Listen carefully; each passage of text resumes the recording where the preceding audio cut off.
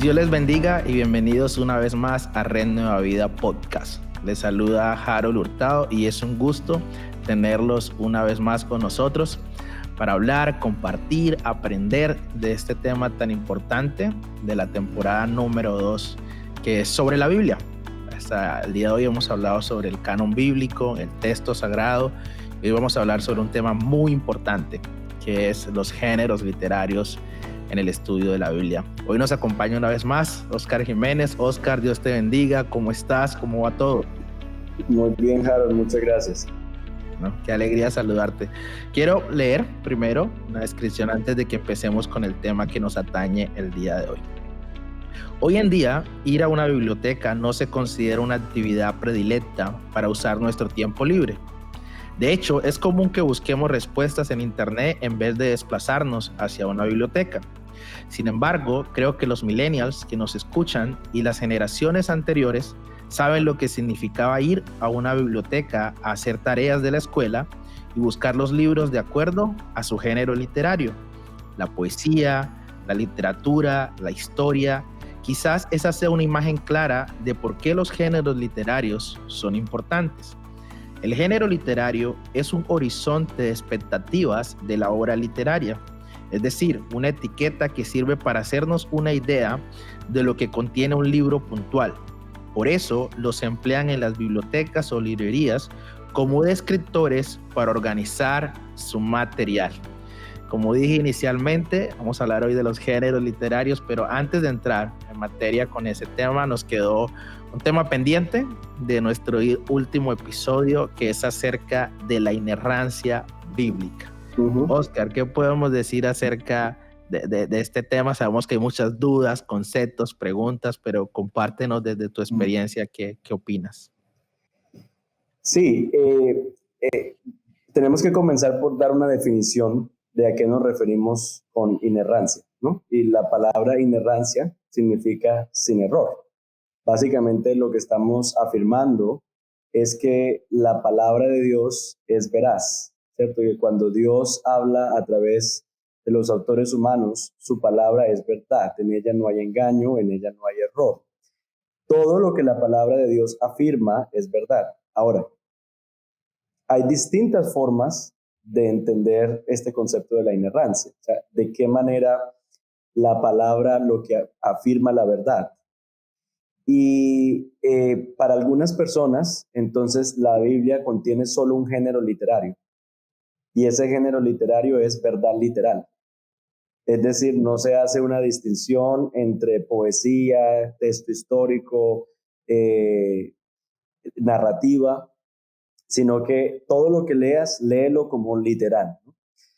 Solo existe ese género literario. Lo que estamos de alguna manera definiendo es que no, definitivamente la palabra de Dios lo que afirma es verdad. La palabra de Dios misma dice que la palabra de Dios está firme en los cielos, de que cielo y tierra pasará, pero su palabra no pasará.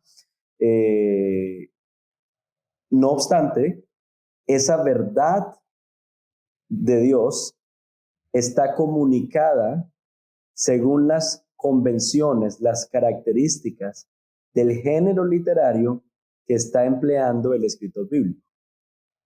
Entonces, ahí es donde encontramos nosotros entonces este tema de la verdad y de la inerrancia y de cómo la revelación de Dios es dada a nosotros. Creo que es importante tener en cuenta que la revelación de Dios es progresiva y en ese sentido, como el punto de la escritura es Dios darle a conocer su carácter y su plan salvífico, su historia de redención, entonces a cada generación Dios le dio lo que era necesario que ellos tuvieran con el propósito de conocer su carácter y su plan salvífico. En la medida en que más avanzamos y ya cuando llegamos a Cristo, entonces ya encontramos la pieza del rompecabezas que hacía falta y todo, de alguna manera, muchas de las cosas del Antiguo Testamento encuentran entonces sentido.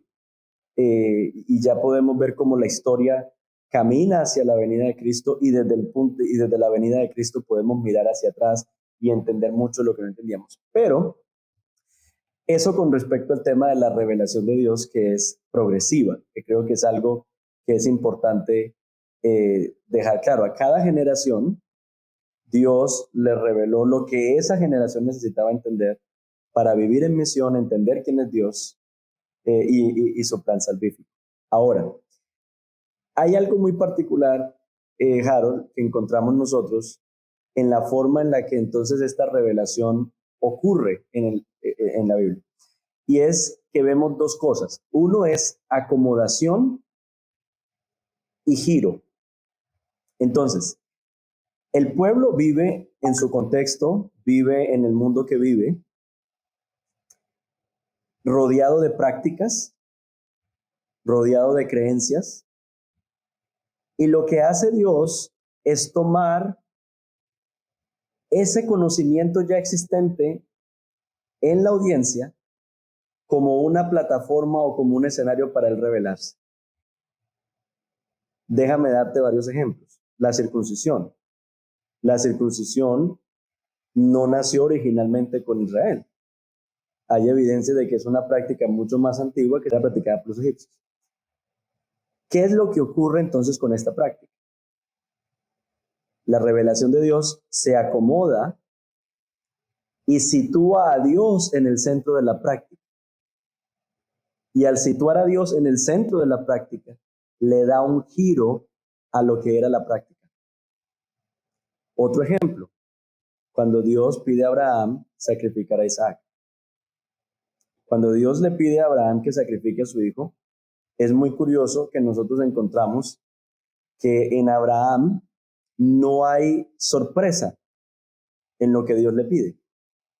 O sea, Abraham no dice que Dios tan loco, tan ridículo es. Claro, para nosotros sí, para nosotros que vivimos en este siglo y leemos esos textos, para nosotros nos parece completamente absurdo, loco, ridículo, que Dios esté pidiéndola, pero para Abraham, si tú miras el texto, no es sorpresa.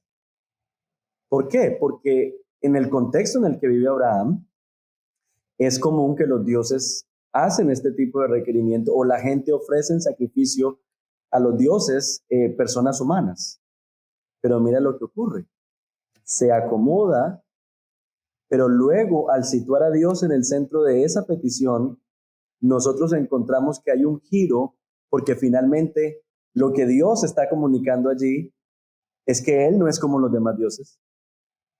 Y que por el contrario, ahí encontramos uno de los nombres que se utilizan para Dios, que es Jehová Jireh, el Dios que ve y por lo tanto provee. Entonces, lo que vemos es que se acomoda a dónde se encuentra el pueblo de Dios, pero al situar a Dios en el centro, hay un giro que toma el asunto en donde el pueblo termina conociendo mejor el carácter de Dios y la misión de Dios. Déjame darte otro ejemplo. Y es el ejemplo, el tema del patriarcal que encontramos en el Antiguo Testamento. Nosotros encontramos que sí, en las sociedades antiguas, la vida giraba alrededor del adulto, de la persona mayor de la casa, y giraba alrededor, y era un hombre, ¿cierto? Era el patriarca. Y entonces la vida giraba alrededor de este patriarca. Encontramos nosotros, curiosamente, que claro, los recursos y la vida giraba alrededor de este hombre, y en sociedades en donde Dios no es el centro, entonces todos estos recursos estaban para complacer al patriarca, para satisfacer las necesidades del patriarca. ¿Qué ocurre entonces? Hay un sistema muy similar que vemos nosotros en Israel, pero lo que nosotros vemos es que hay un giro de esto, de esta práctica. Porque lo que nosotros vemos que hacen los patriarcas israelitas, Abraham, por ejemplo, va en rescate de su sobrino Lot, poniendo y exponiendo todos sus recursos a favor del miembro más vulnerable de la casa. Es lo que encontramos nosotros también en el relato del profeta Oseas. quien va y redime a su esposa, encontramos nosotros lo mismo con Boaz en el libro de Ruth. Vienen estas parientes arruinadas y él toma los recursos para redimir. Y finalmente es lo que encontramos nosotros en el Evangelio, que es que Dios no toma sus recursos para ser servido. Y entonces lo que encontramos es que Dios envía lo mejor a su Hijo para redimir a la humanidad. Entonces, cuando nosotros vemos en la Escritura el tema de la acomodación, a dónde se encuentra la gente y las prácticas muchas veces que el pueblo vive, que el pueblo tiene, pero no vemos cómo lo que ocurre en el texto bíblico es que al ubicar a Dios en el centro de esa práctica hay un giro, que ahí es donde encontramos nosotros el tema de la revelación de Dios. Y si no, vamos a decir, no, mira, es que la Biblia contiene tanto la revelación de Dios como la corrupción de de la pecaminosidad del hombre y de la corrupción de las instituciones. Y sin lugar a duda, eso lo encontramos en la Escritura, porque la Biblia no le pone maquillaje a la pecaminosidad aún de las personas que él escogió para ser rey, para hacer esto. Pero este es necesario. La revelación de Dios se acomoda y al ubicar a Dios en el centro de la práctica, entonces hay un giro que es donde nosotros decimos, wow, qué grandioso es Dios, qué distinto es el Evangelio, cómo transforma el tener a Dios en el centro nuestra vida, la vida del pueblo en su momento. Entonces, me parece que eso es un punto importante en cuanto a cómo funciona la revelación de Dios o cómo vemos que eso ocurre en la Escritura. Y quisiera conectar esto con Oscar, este tema que nos atañe de los géneros literarios. Por ejemplo, a mí me gusta mucho el fútbol o el soccer, como lo llaman aquí en Estados Unidos. Me gusta verlo, me gusta practicarlo, lo he hecho desde niño, entonces entiendo cuáles son las reglas del juego, que el balón hay que darle con el pie, que hay ciertas reglas dentro del deporte. Pero estos días quería practicar el fútbol americano, que es muy distinto, que el balón no es con el pie, sino que es con la mano y que hay ciertas reglas y normas que para poder practicarlo tengo que entender cuáles son las reglas del juego. Un poco comparado con lo que pasa en el texto también, hay unas reglas, hay unos límites dentro de la literatura. Y hablando de eso para las personas que nos escuchan, Oscar, y nos ven, ¿por qué es importante poder entender y comprender los géneros literarios el día de hoy? Entonces, claro, nos acercamos al texto bíblico y para seguir usando tu ilustración de la cancha, básicamente lo que nosotros tenemos en la Escritura es una colección de libros y cada libro tiene su género literario. Incluso dentro de un libro pueden haber varios géneros literarios. Es algo similar a lo que ocurre cuando abrimos el periódico, que en el periódico tenemos la parte donde hay anuncios de gente que está arrendando apartamentos, tenemos noticia, tenemos chistes, tenemos comentarios de algún experto en economía, en política, al respecto, pero nosotros no tomamos el comentario del experto en política como noticia. Porque en un mismo periódico hay distintos géneros literarios. Entonces, el género literario me da me dice cómo yo debo leer el texto.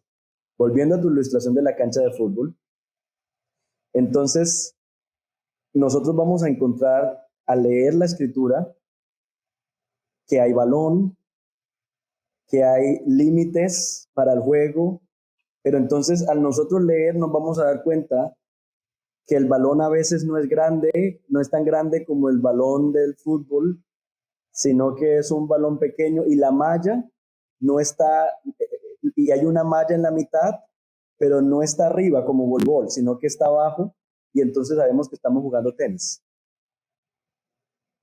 Entonces eso es lo que encontramos en el género, o sea que hay palabras, que hay situaciones, pero que el género nos va a decir cómo debemos jugar. Por el contrario, si la malla está arriba y el balón es más grande, sé que estoy jugando voleibol. Y si no hay malla en la mitad, sino dos arcos en cada extremo, entonces estoy jugando fútbol.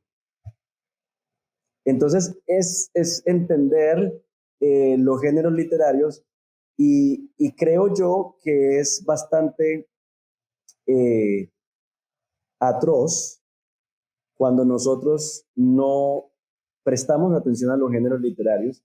Y quiero citarte algo que ocurrió en la historia de la interpretación.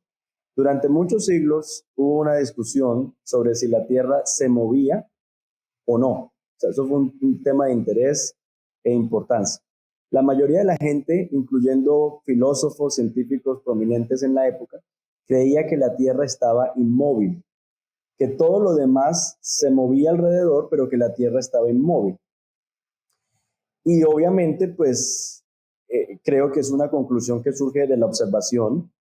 Nosotros vemos la ley de la gravedad, vemos, por ejemplo, que hay cosas que están como en movimiento y parece ser que son esas cosas las que se mueven, pero que la Tierra está inmóvil. Eh, y por otro lado, la Biblia parecía confirmar eso. Si lees, por ejemplo, el Salmo 104:5, dice que Dios estableció la tierra sobre sus cimientos de tal manera que no será jamás conmovida, ¿cierto? O un texto en primer libro de Samuel 2:8, que dice que los pilares de la tierra son del Señor y Él ha puesto el mundo sobre ellos.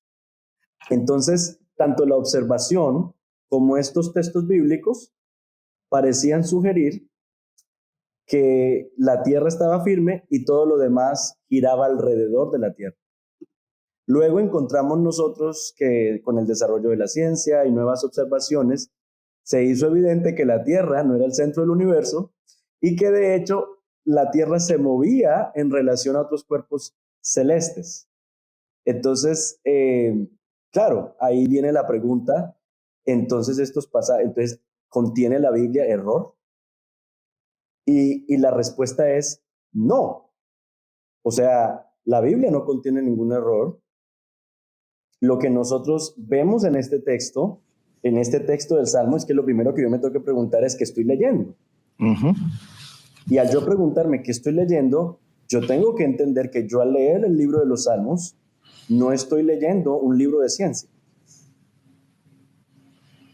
¿Es lo que me dicen los Salmos verdad? Sí. Los Salmos nos hablan la verdad sobre la realidad del alma, la realidad de lo que es la experiencia de caminar con Dios, viendo progresar y prosperar a los impíos. Me habla sobre ese deseo que a veces uno siente de dejarlo todo tirado. Me habla de ese momento cuando yo siento que mi mejor amigo es la oscuridad y que yo me encuentro en una cueva, escuchando el eco solo de mis pensamientos. Y yo que he pasado por situaciones similares, sé que lo que el texto está diciendo es verdad, porque yo me he sentido así. Pero es una verdad que por el género literario me está hablando de la verdad, de la realidad de mi corazón, de mi alma, frente a las adversidades y las situaciones de la vida.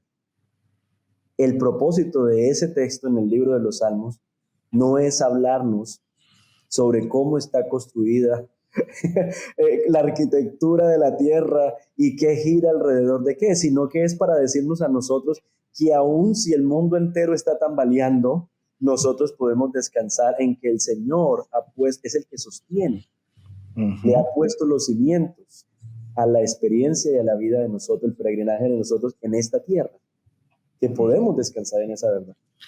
Muy bien, Oscar. Y los que nos escuchan y nos ven, seguimos afirmando, estamos seguros y convencidos que la Biblia es palabra de Dios, pero que este texto sagrado es literatura y tenemos narración, tenemos los cronistas, tenemos diferentes aspectos que encontramos en la escritura. Pero, Oscar, también estoy pensando en las personas que nos escuchan y nos oyen diciendo...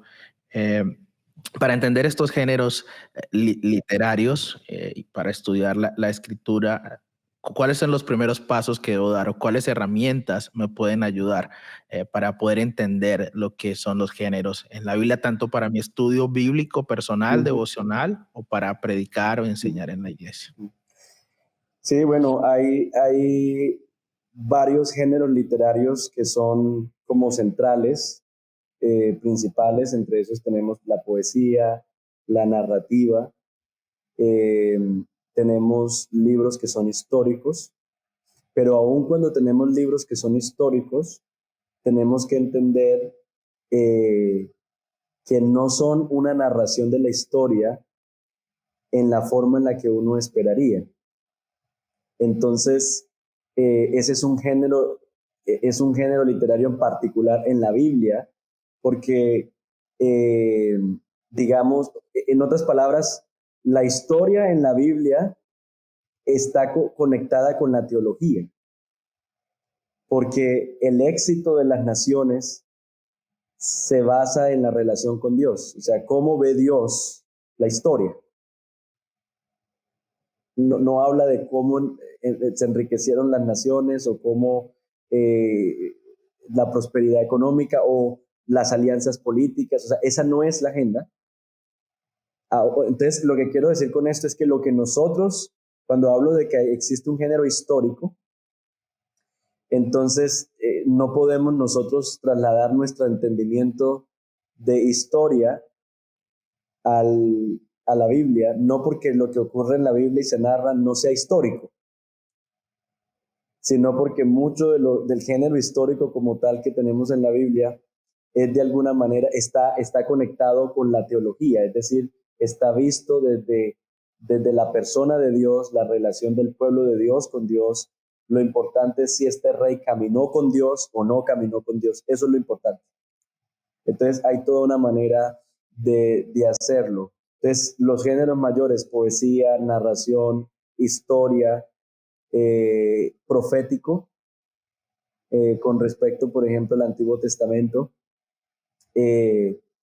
Ya tenemos sabidurías, es otro, pero ese está generalmente escrito en poesía, pero, pero de alguna manera nos narra cómo vivir sabiamente en medio de la vida y de las situaciones que pasamos por la vida.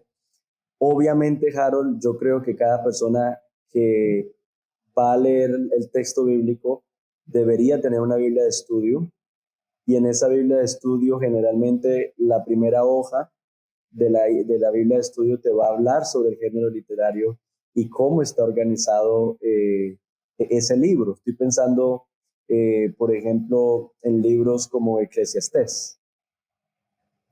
Entonces, poder nosotros leer un poco, como orientarnos en cuanto al género literario, va a ser importante. Con respecto al Nuevo Testamento, nosotros tenemos el género apocalíptico, que se encuentra en Apocalipsis, y aprovecho para decir, también se encuentra en el Antiguo Testamento. Hay partes de Daniel, Ezequiel, que tienen esta misma literatura. Tenemos lo que son cartas y lo que son el tema del Evangelio. Entonces, es súper importante que nosotros podamos entender el género literario. Hay un libro escrito por Douglas Stewart y Gordon Fee, eh, que precisamente nos lleva a través de los géneros literarios en la Biblia. Y Douglas Stewart es un especialista en el Antiguo Testamento y Gordon Fee en el Nuevo. Y entonces ambos nos caminan por los géneros literarios en la Biblia. Creo que es bastante útil ese libro como un recurso también, pero creo que la Biblia de estudio nos puede ser bastante útil. Pero no dejo de enfatizar la importancia de entender qué género estoy leyendo. Permíteme darte un ejemplo de algo que trae bastante carga pastoral. En el libro de Proverbios nosotros encontramos este famoso versículo que dice: instruye al niño en su camino, y aun cuando fuere viejo no se apartará de él. Entonces, si yo no me estoy preguntando qué estoy leyendo, yo voy a tomar este versículo y voy a llegar el domingo y voy a decir, ve, pero el hijo de la hermana Lola ha dejado de asistir, o sea que la hermana no instruyó al niño en su camino. El hermano fulano no debería ni siquiera ser ujier. ¿Cómo se le ocurre? Si mira que su hijo anda en esto y aquello, no instruyó al niño en su camino. Ahora, cuando nosotros vemos el libro de Proverbios, nosotros nos damos cuenta que el libro de Proverbios usa muchísimo este paralelismo que es propio de la poesía, sobre todo el paralelismo antitético. Si tú eres disciplinado y emprendedor, siempre te va a ir bien, pero al perezoso y al vago, entonces a ese siempre le va mal. El libro de Proverbios, entonces, a través de este contraste, nos dice a nosotros lo que generalmente es verdad de la vida aquí en la tierra, pero no nos da los particulares, porque de eso se encarga es la narración. Ese es otro género. Entonces a nosotros el libro de Proverbios no nos va a decir, siempre te va a ir bien, pero ten en cuenta que tú puedes ser muy diligente, pero puedes vivir en un país donde hay demasiada corrupción. El dinero se desvía, los recursos se desvían y las oportunidades se las dan exclusivamente a los que están conectados en la maquinaria política. Uh-huh. Y por esa razón, aunque una persona puede ser disciplinada y puede ser emprendedora, no le va a ir bien. O puede ser que la región donde esa persona vive está plagada por gente que pide vacuna. Uh-huh. Y entonces al pedirle vacunas se entiende como una cuota que piden los grupos al margen de la ley para proteger a la gente de ellos mismos. Uh-huh.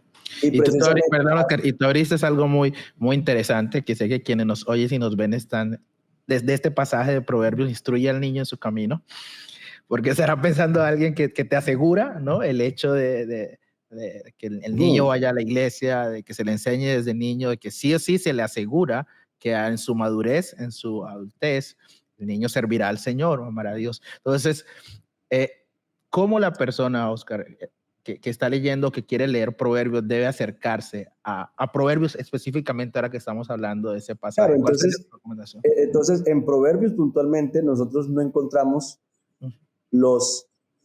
pero ten en cuenta que esto puede pasar, ¿sí?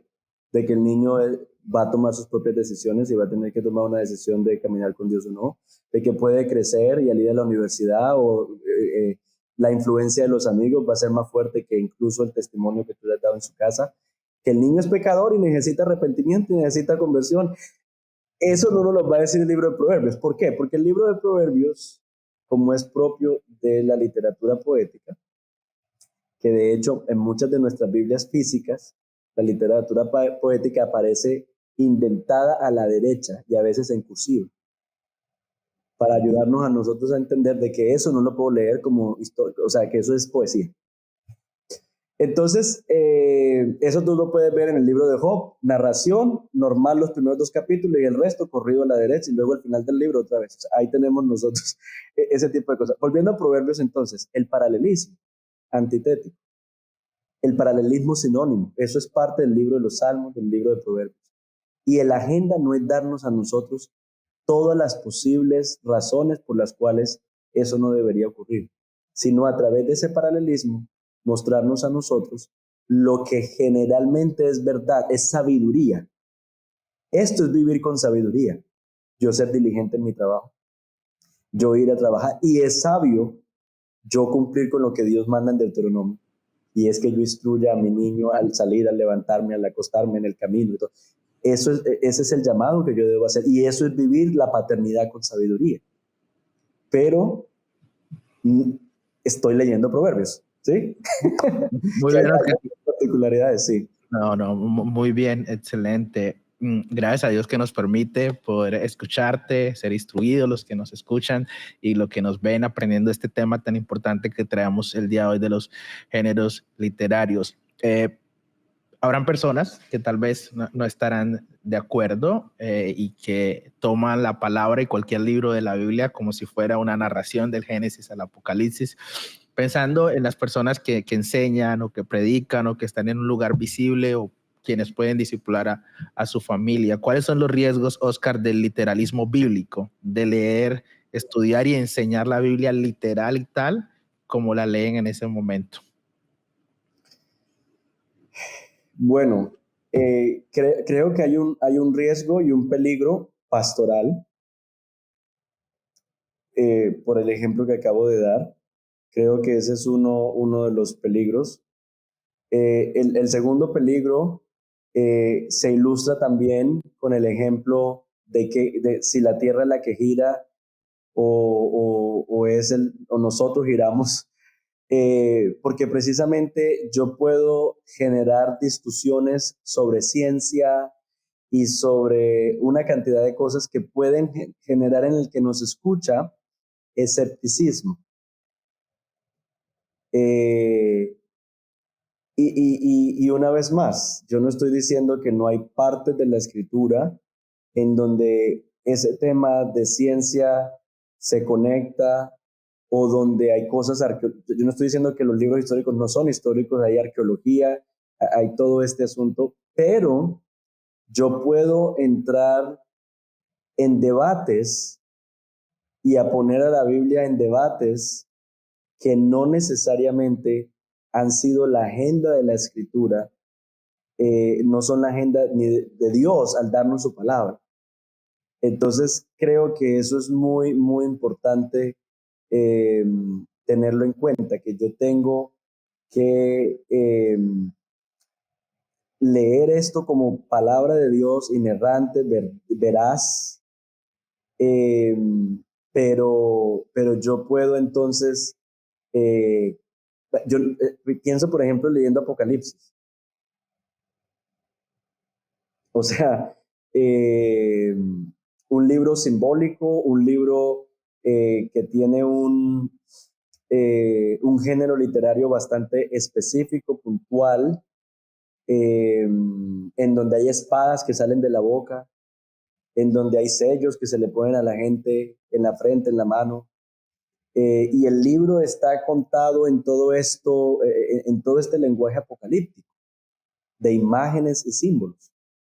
Y no estamos diciendo de que no hay verdad detrás de los símbolos, pero entonces tenemos que mirar si estamos jugando tenis o voleibol o fútbol, o básquetbol, qué es lo que estoy jugando. O sea, ¿cómo tengo yo que leer estos textos para yo no generar, número uno, problemas pastorales?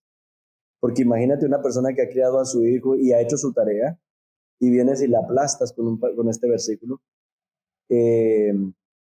O es la palabra de Dios verdad cuando encontramos este otro tipo de escenario y perdemos de vista lo más importante, y es para qué nos fue dada la palabra, ¿cierto? Entonces, Pablo le dice a Timoteo que a través de la palabra de Dios se puede hacer sabio, y la sabiduría que viene a nosotros a través de la palabra, y también como la palabra de Dios es útil para redarguir, para instruir, para corregir, para que el hombre de Dios sea enteramente preparado para toda buena obra, ¿cierto? Y como la palabra tiene unos propósitos puntuales: ayudarnos a conocer a Dios, infundir fe en nosotros en medio del temor, enseñarnos a amar a Dios y al prójimo, y ayudarnos a vivir con esperanza. Si yo pierdo de foco este libro, Dios nos los ha dado como un regalo y no entiendo para qué, y no lo leo a la luz de sus géneros literarios, entonces va a ser desastroso eso. A Dios gracias que nos permite una vez más estar aquí, Oscar, para hablar y dialogar de estos temas tan importantes que nos atañen. Gracias, Oscar, una vez más por acompañarnos, y si quieres últimamente cerrar con un consejo que darías a estudiantes de seminario, pastores, hermanos, en cuanto a este tema de géneros literarios a tener en cuenta. Sí, un último pues, consejo o ánimo es que el Señor nos ha dejado esta riqueza literaria, porque imagínate si la Biblia solo contuviera un género, pero esta riqueza literaria que nos ha dejado el Señor en su palabra para equiparnos de múltiples maneras. Gracias a Dios por dejarnos el género histórico, como el libro de los Hechos, donde uno puede leer sobre el avance y el comienzo de la iglesia primitiva. Gracias a Dios por el libro de los Salmos, que fue uno de los libros que más citó Jesús. De hecho, desde la cruz, Dios mío, ¿por qué me has abandonado? Citando un salmo. Bendito sea Dios por la literatura poética que muchas veces nos presta sus líneas para nosotros poner en palabras lo que no sabemos cómo poner en palabras. Gracias a Dios que nos regala el libro de Génesis, porque ahí entendemos lo que significa ser creados a la imagen de Dios y que no venimos del experimento de alguien, sino que hemos sido creados por Dios. Qué bendición la riqueza literaria del libro de Proverbios, que es una colección de sabiduría de aquellos. Gracias a Dios por el libro de Job. Gracias a Dios, gracias a Dios por los evangelios. Toda esa riqueza, de tal manera que uno no se aburra. O sea, uno no puede decir, no es que la Biblia es aburrida, no, yo creo más bien es que no nos hemos entrado en el mundo del género literario, porque una vez uno entiende cómo es que hay que jugar, entonces uno le saca el juego al juego. Exactamente. Entonces, uno puede entender cómo es que, y es fascinante. Ay, mira, esto es un paralelismo. Ay, entonces aquí, mira cómo comienza y termina con la misma frase. Wow, mira cómo esto está estructurado. Mira, podemos disfrutar del regalo de tener la palabra de Dios, no en un solo género, sino en estos múltiples géneros que el Señor nos equipa a través de ellos. Muchas gracias, Oscar. Bueno, que el Señor te bendiga. Gracias a ti. Amén. Y gracias a todos los que nos escuchan, todos los que nos ven. Seguimos en esta temporada 2 hablando de este tema tan importante que es la Biblia. Les animamos, como siempre, los martes 6 p.m. hora de Estados Unidos para ver un nuevo capítulo de Red Nueva Vida Podcast. Compartan con sus amigos, con sus familiares, con la iglesia para que otras personas también puedan escucharnos. Bendiciones y hasta pronto.